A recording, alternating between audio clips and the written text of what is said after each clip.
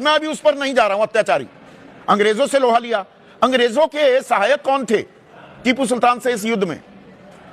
हैदराबाद का निजाम और मराठा गोरों का साथ दे रहे थे। वो देशद्रोह नहीं था तब, ऐसा ही है।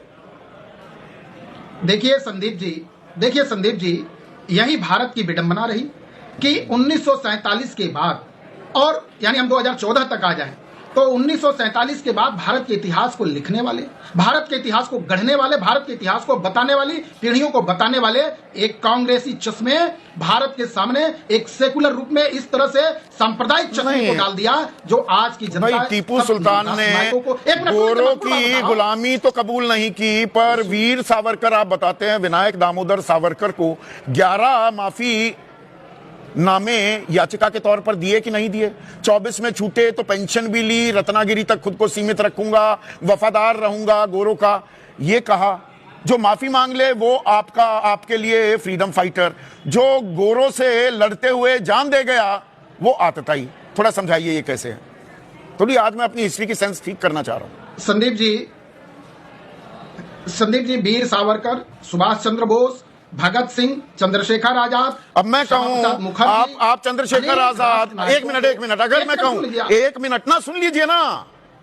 चंद्रशेखर आजाद और भगत सिंह से विनायक दामोदर सावरकर की तुलना करके आप भगत सिंह और चंद्रशेखर आजाद का अपमान कर रहे हैं। अगर मैं ये कहूं तो कभी माफी मांगी भगत सिंह ने, चंद्रशेखर आजाद ने माफी मांगी, रत्नागिरी तक सीमित रहने के लिए तैयार हुए, हंसते हंसते फांसी के फंदे पर लटक गए। मुझे मालूम था, मुझे मालूम है उबाल आएगा। मैं इस बात उबाल आएगा। अच्छा, इसको उबाल कहते हैं। हिस्ट्री आप लिख देंगे, आप अपने चश्मे से सब कुछ पढ़ाने की कोशिश करेंगे और आप ये कहेंगे कि दूसरा मान जाए और उसमें आपकी कमजोर कड़ियां सामने आने लगे तो आप मुस्काएंगे। संदीप जी, हाँ। एक जीवन में दो बार कारावास पाने वाले, 2 बार कारावास पाने वाले 1924 के बाद रत्नागिरी से बाहर निकले कि नहीं निकले बाहर।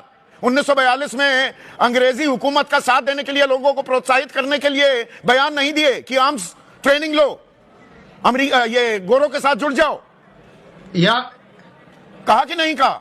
संदीप जी, यह तथ्य बिल्कुल गलत है और कांग्रेस के मनगढ़ंत इतिहासकारों ने लिखा है। मनगढ़ंत इतिहासकारों है कि रत्नागिरी से लेकर महाराष्ट्र की जनता, रत्नागिरी से बाहर कब निकले, कहां निकले, बताइए प्लीज। लिखे हुए रत्नागिरी से बाहर कब और कहां निकले 1924 से लेकर 1947 के बीच?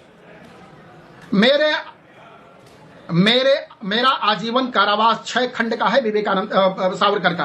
आप उसे पढ़ेंगे तो रोंगटे खड़े हो जाएंगे। अच्छा, अपने आपको कैसे लगता है कि मैंने नहीं पढ़ा? देश के लिए दिया है। आपको कैसे लगता है कि मैंने नहीं पढ़ा?